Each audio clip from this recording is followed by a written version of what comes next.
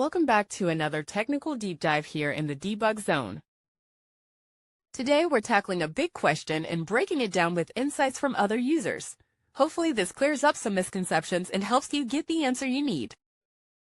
So buckle up, stay a little curious, and let's jump right in.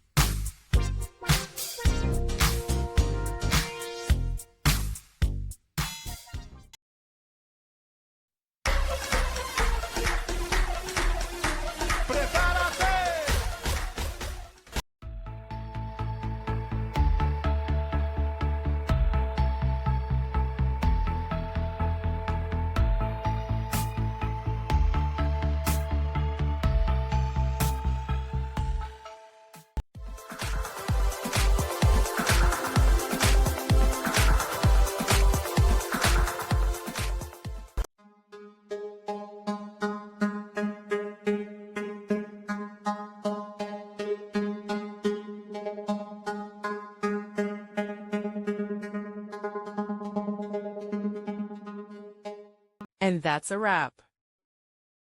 I hope you found the answer you were looking for. If you did, take a second to hit that subscribe button. It really helps out. And let me know in the comments which solution worked best for you.